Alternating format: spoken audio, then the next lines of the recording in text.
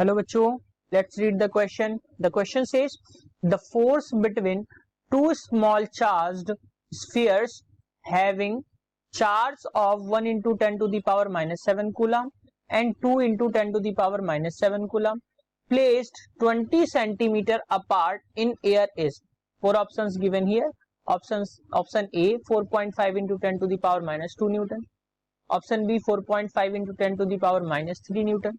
Option C 5.4 into 10 to the power minus 2 Newton and option D 5.4 into 10 to the power minus 3 Newton.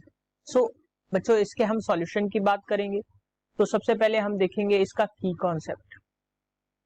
की concept में हम देखेंगे जो कोई भी दो चार्जेस के बीच में जो लगने वाला फोर्स होता है वो होता है F is equal to 1/4 pi epsilon naught Q1 Q2 by R square. जहां पे अगर हम इनकी वैल्यूज की बात करें तो यहां पे ये भी हमें ध्यान रखना है. एप्सिलॉन नॉट इक्वल्स टू होता है परमिटिविटी ऑफ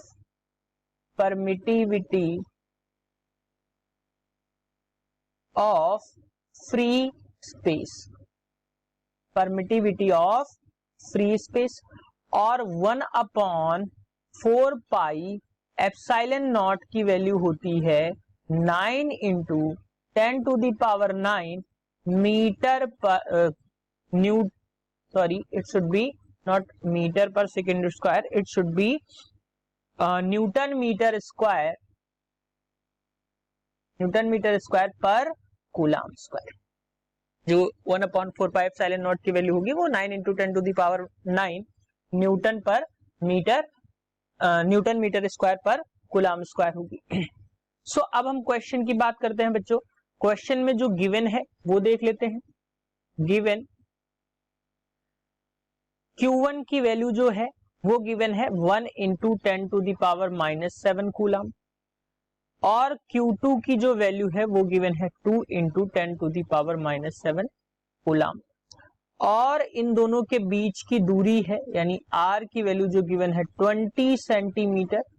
20 सेंटीमीटर यानी कि 20 into 10 to the power minus 2 metres में आ जाएगा. जब हम इसको फर्दर सॉल्व करेंगे तो ये आ जाएगा 0.2 मीटर.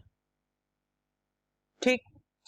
तो अब अगर हम इसकी बात करें, इस क्वेश्चन की बात करें, ये जो वैल्यूज है हमारी सारी आ चुकी हैं. अब हमें फॉर्मूले में पुट करना है. तो फॉर्मूले में जब हम पुट करेंगे तो F इक्वल्स टू मिल जाएगा 1/4 पाई एप्सिलॉन नॉट की वैल्यू हम रखेंगे वो आ जाएगी 9 into 10 to the power 9 into Q1 1 into 10 to the power minus 7 into Q2 2 into 10 to the power minus 7 upon R square यानी कि 0.2 इंटू 0.2. सो बच्चों इसको जब हम फर्दर सॉल्व करेंगे तो ये आ जाएगा आपका 4.5 into 10 to the power minus 3 Newton.